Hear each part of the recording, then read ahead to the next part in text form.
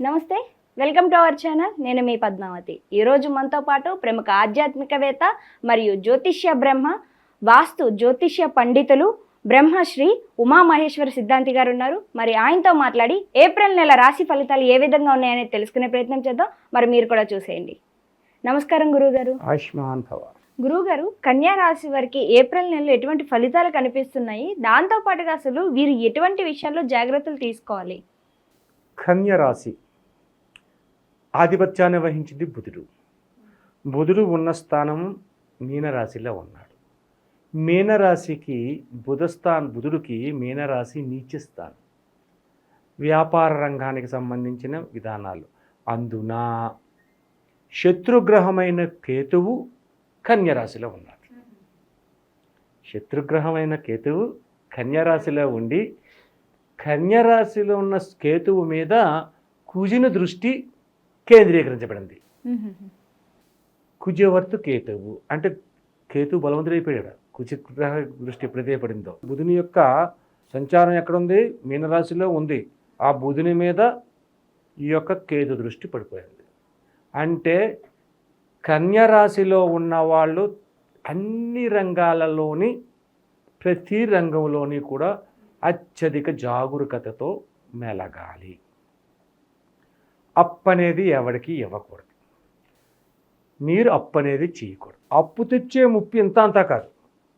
ఈ కన్యరాశి వారికి రకరకాల ఇబ్బందికరమైన స్థితులకి అటువంటి ఇబ్బందికరమైన స్థితిగతుల్లో ఉన్నారు. కాబట్టి కన్యరాశి వారు ఏ విషయాన్ని కూడా నోరు జారి మాట్లాడకూడదు.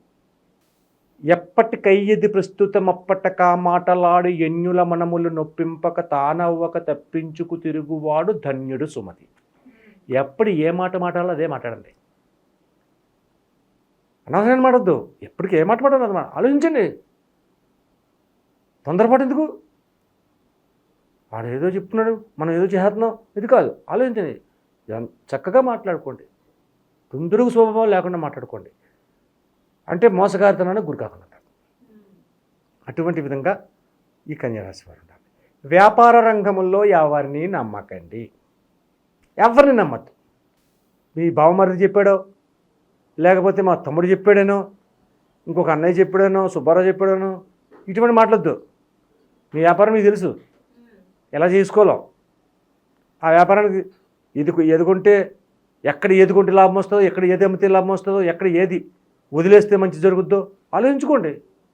అటువంటి విధంగా చేయండి. వ్యాపారం మీద ఎవరి మీద వేసేవద్దు. ఆ రకంగా ఉండాలి. ఆరోగ్య విషయంలోకి వస్తాం. వ్యాపారం పక్కన పెట్టితే ఆరోగ్య విషయంలోకి వస్తాం. ముఖ్యమైనది ఆరోగ్యం. ఈ యొక్క కేతుగ్రహం ఎప్పుడైతే సంచారం చేస్తూ ఉండి నీచస్థానంలో బుధుడు సంచారంలో ఉన్నాడో ఆరోగ్యాన్ని జాగ్రత్త తీసుకోవాలి. సరే, ఏంటి ఆరోగ్యం? ఏ విధమైన అనారోగ్యాలు వస్తున్నాయి? కంటికి సంబంధించిన వ్యాధులు వస్తున్నాయి. బ్రెయిన్కి సంబంధించిన వ్యాధులు వస్తున్నాయి. అంటే బ్రెయిన్ ఏమవుతుంది? కందిరీగల తొట్ట కింద మారింది. కందిరీగలు మామూలుగా ఉంటాయా? ఇబ్బందికరమైన స్థితిని తీసుకొస్తాయి. కాబట్టి ఆరోగ్య విషయంలో జాగ్రత్తను తీసుకోవాలి. శిరోవ్యాధికి సంబంధించిన వ్యాధులు వస్తున్నాయి. కంటికి సంబంధించిందంటే, బ్రెయిన్కి సంబంధించిందంటే రకరకాల ఇబ్బందులు ఉంటాయి. కాబట్టి అటువంటి విషయాల్లో జాగ్రత్త తీసుకోవాలి. ఎట్టి పరిస్థితుల్లోని కూడా నెగ్లెక్ట్ చేసుకోకూడదు ఈ రాశివారు. సరే, ఇంతవరకు బాగానే ఉంది కదా. వ్యాపార రంగంలో ఉన్నారండి. ఒకడు కిరాణా చేయొచ్చు, ఇంకోటి చేయొచ్చు. ఈ వ్యాపార రంగంలో కూడా నష్టదాయకమైన ఫలితాలు పొందడానికి అవకాశం ఎక్కువగా ఉంది. కాబట్టి జాగరూకతతో వ్యవహారం చేసుకుంటూ ఎదరికి వెళ్తే కన్యరాశి వారికి యోగదాయకమైన స్థితిని పొందుతారు. కన్యరాశి జలతత్వ విధానానికి సంబంధించిన విధంగా ఉంటుంది. కాబట్టి కన్యరాశిలో ఉన్న భార్యాభర్తల విద్య విషయంలోని అన్యోన్యతాపరమైన దాంపత్యాన్ని పొందుతున్నారు. అన్యోన్యతాపరమైన దాంపత్యం అంటే ఏంటంటే, చాలామంది దాంపత్యంలో అప్పటికప్పుడు గొడవ పడిపోతారు, అప్పటికప్పుడు కలిసిపోతారు. చాలామంది ఇడిపోతారు. కానీ కన్యరాశిలో ఈ వాసము యందు భర్తను భార్య అర్థం చేసుకుని ఎదరికి వెళ్ళే అవకాశాలు ఎక్కువగా ఉన్నాయి. భార్య యొక్క ఆలోచనల్ని, భార్య యొక్క చెప్పే మాటలని విశ్వసిస్తూ ఆమెకు సహాయ సహకారాలు అందించడం అనేది భర్తగా ఈ కన్యరాశి వారు ఆచరిస్తారు. అటువంటి విధానం వల్ల శుభదాయకమైన ఫలితములు భార్యాభర్తల మధ్యన వస్తుంది. అలాగే ఇక్కడ కన్యా రాశి వారిలోని ఒక ముఖ్యమైనది, ఏ రాశిలోని మనం చెప్పుకోలేనిది, విచిత్రమైన సంఘటనా విధానాన్ని ఇక్కడ మనం చెప్పుకోవాలి. కన్యరాశిలోని ఆడపిల్లలకు పెళ్లి చేశారు. ఆడపిల్లకి పెళ్లి చేశారంటే ఆడపిల్ల అంటే ఆడపిల్ల, ఇక్కడ పిల్ల కాదు, ఆడపిల్ల దొరకు. మరి ఇప్పుడు ఆడపిల్లలు అంటే కొంచెం స్టెప్ ఎక్కువ తీసుకున్నారనుకోండి, వేరేగా ఉంటుంది. అలా కాదు, ఇక్కడ వివాహమైన వారి కన్యరాశిలో ఉన్న దంపతులకు చెబుతున్నాను. కన్యరాశి దంపతులకు తన యొక్క ఆడపిల్లలకు పెళ్లి చేస్తే ఆ పిల్లల సంసార జీవితంలో కొన్ని ఒడిదుడుకులు వచ్చి ఇబ్బందికరమైన పరిస్థితులతో వెనుకకు వచ్చి కొద్దిగా ఇబ్బంది పడుతున్న సమయంలో కోర్టు వ్యవహార విషయాల దాకా వెళ్ళనీయకుండా పెద్దలతో కాదు, ఎదుటి వ్యక్తుల్ని వీరి జీవితంలోకి ఎంటర్ చేయకూడదు. ఈ తల్లిదండ్రులే వెళ్ళండి, తప్పేం కదా, ఆడపిల్ల జీవితంలో కొంచెం అవరాధం వచ్చింది అంటే కాళ్ళు పట్టుకోండి, తప్పేం లేదు. తప్పని ఎందుకంటాం? ఇప్పుడు ఎదుటివాడు కొంచెం అర్థం చేసుకోకుండా ఏదో మాట్లాడినాడు.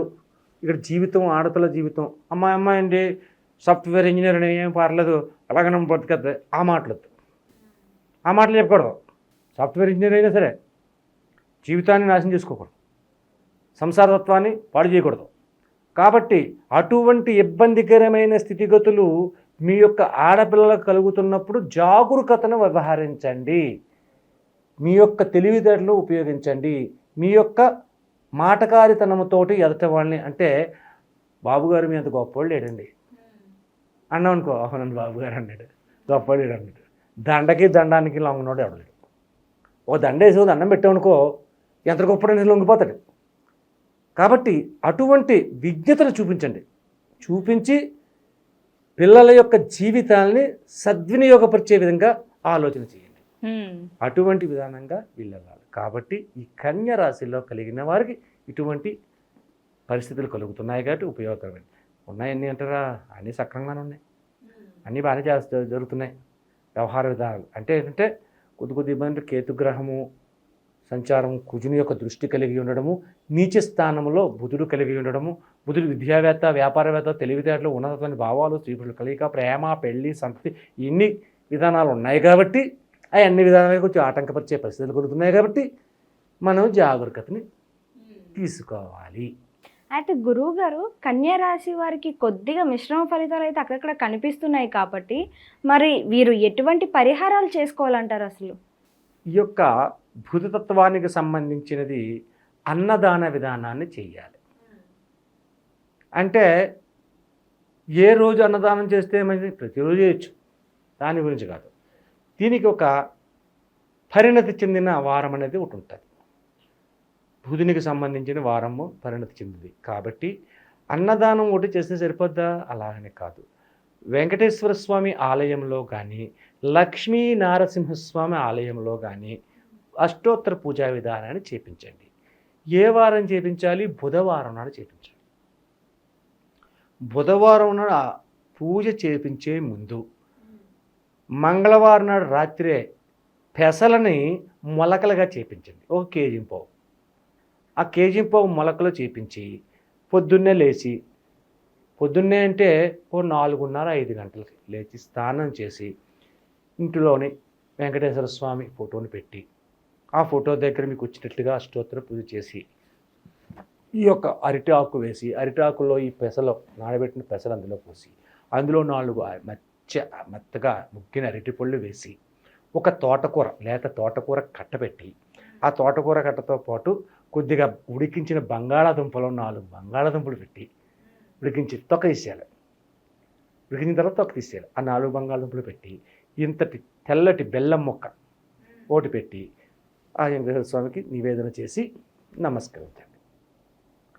ఈ యొక్క అరటి ఆకుని లేత ఆకులో వేశారు. ఈ అరటి ఆకుని ఒక ధర్మకోల ప్లేటు అందులో వేసి దాని మీద ఒక వస్త్రాన్ని కప్పి కాళ్ళకి చెప్పులు లేకుండా ఆ వస్త్రంతో 7 గంటల లోపల ఉదయం 6 నుంచి 7 గంటల లోపల గోశాల దగ్గరికి వెళ్ళండి, లేదంటే ఆవు దగ్గరికి వెళ్ళండి.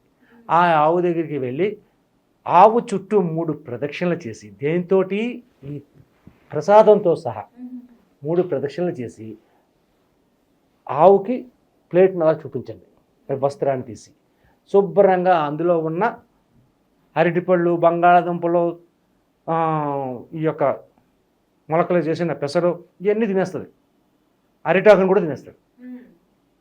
ఆ తర్వాత ఆవుకి శిరోభాగము, ఉచ్చభాగం, వెనక భాగంలో కూడా నమస్కరించి తాకి నమస్కరించండి. నమస్కరించిన తర్వాత వెంకటేశ్వర స్వామి ఆలయానికి వెళ్ళండి. వెళ్ళి దర్శనం చేసుకుంటూ కొబ్బరిగా కొట్టుకోండి, కృష్ణ తులసితో అష్టోత్తర పూజ చేయించండి, సుఖంగా సంతోషంగా ఉంటుంది. ఆ తర్వాత మధ్యాహ్నం శాకాహార భోజనం చేయండి. శాకాహార భోజనం చేసి ఆవాలు లేని ఫుడ్ తినండి. మీరు తినే తింట్లో ఆ రోజు ఆవాలు ఉండకూడదు, ఆవాలు లేకుండా ఆవాలు లేని ఫుడ్ తినండి. తిన్న తర్వాత మధ్యాహ్నం నిద్రపోకండి, విష్ణు సహస్రనామాన్ని చదవండి లేకపోతే వినండి. ఆ తర్వాత సాయం సంధ్యా సమయంలోని ఎవరైనా సరే అన్నార్తులు ఎవరైనా ఉంటే, అంటే ఒక అన్నార్తులు అంటే ఎక్కడ దొరుకుతారు? బిచ్చగాళ్ళు ఉన్నారు, అన్నం వాళ్ళు పెడతాం, వాళ్ళు అన్నం తింటే మంచిదే. కొంతమంది బిచ్చగాళ్ళు ఏం చేస్తారు, మన అన్నం కవర్లో పెట్టే ఇస్తే ఓ 50 రూపాయలకి 60 రూపాయలు పక్కన వెళ్ళిపోతారు. వీడు తింటాం, 4-5 ఇచ్చామండి, ఆ 3-2 తింటారు, అందులో ఒకడో 2 ఉంటారు, వాళ్ళు తినరు, వీళ్ళకి డబ్బులు కావాలి. ఒరే భోజనం చేసుకుంటే బయట తీసుకుంటే 150 రూపాయలు అవుతురా, కాబట్టి కాదు నాకు 100 రూపాయలు ఇవ్వ అంటాడు. నేను 100 రూపాయలు ఉంటాడు, 70 రూపాయలు ఇస్తాను అంటాడు. వాడికి అన్నం లేదు, వాడికి ఇవ్వలేదు మనం. ఆ 70 రూపాయలకు 60 రూపాయలకు అమ్మేస్తాడు. ఈ 60-70 బట్టికి ఏం చేస్తాడు? వీడు డ్రింక్ చేస్తాడు. ఆ డ్రింక్ చేసి కర్మకాలకి వాడు చచ్చిపోతే ఆ పాపం వీడు. కాబట్టి అన్నార్తులు అన్నవాడిని ఎతకాలి. ఎక్కడ ఉంటారా అంటే హాస్పిటల్లో ఉంటారు, లేదంటే హాస్టల్స్ రూమ్స్ ఉంటాయి, రూమ్లో విద్యార్థులు వస్తారు, చదువుకోవడానికి వస్తారు, వాళ్ళు కొంచెం అన్నం వండుకుంటారు, లేదంటే బయటికి వెళ్ళి ఏ కాఫీ టిఫినో లేకపోతే భోజనమో తింటారు, కొంచెం లేకపోతే పోస్తుంటారు. అటువంటి వారి దగ్గరికి వెళ్ళామండి. హాస్టల్లో విద్యార్థుల దగ్గరికి వెళ్ళి ఇస్తే చాలా చక్కగా తింటారు వాళ్ళు ఆకలికి. కాబట్టి అటువంటి వారికి అన్నదానాన్ని చేయండి. అన్నదానం చేసినందువల్ల మనం ఇందాక చెప్పుకున్న విధానాల్లోని ఈ పెసలు గోమాతకు పెట్టినందువల్ల, వెంకటేశ్వర స్వామిని పూజించినందువలన ఇవన్నీ కూడా సద్వినియోగ ఫలితాలనే ఇస్తాయి. కాబట్టి అన్నదానాన్ని కంపల్సరీగా చేయాలి. అన్నదానం చేయమన్నాగా చెప్పేసి ఒకరిద్దరికే కాదు, సాధ్యమైతే 10 మందికి చేయండి, ఇంకా సాధ్యమైతే 100 మందికి చేయండి, లేదా 5గురికి తక్కువ కాకుండా చేయండి. అయితే అది కూడా కాదు, కుదరలేదండి, మాకు అవకాశం లేదండి అనేవాళ్ళు కొంతమంది ఉన్నారు.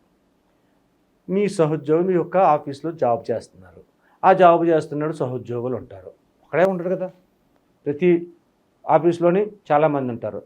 కాబట్టి మధ్యాహ్నం భోజనం టైం అయింది, భోజనం చెయ్యాలి. మరి మనందరం భోజనం చేద్దామండి, 4-5 నీ అంట తీసుకుపో,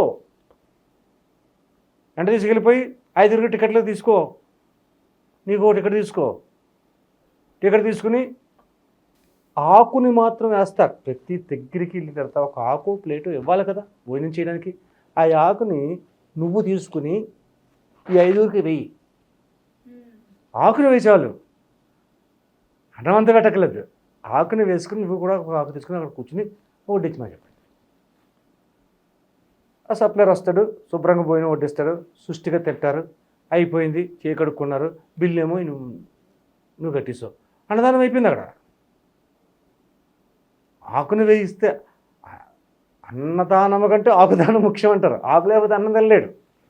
కాబట్టి ఆ రకంగా అన్నదానాన్ని చేస్తే ఈ కన్యరాశి వారికి శుభదాయకమైన ఫలితాలు పొందడం అనేది జరుగుతుంది. కాబట్టి అన్నదానము, పెసల మొలకలు చేసి ఆవుకి నివేదన చేయడం, వెంకటేశ్వర స్వామిని ఆరాధించడం, శుభ ఫలితాలు పొందుతారు. గురువుగారు చాలా చక్కగా వివరించారు. కన్యా రాశి వారికి ఎటువంటి ఫలితాలు ఉండబోతున్నాయితో పాటుగా ఎటువంటి పరిహారాలు చేసుకోవాలో కూడా ప్రతిదీ చాలా వివరంగా చెప్పారు. ధన్యవాదాలండి. ఆయుష్మాన్ భవ.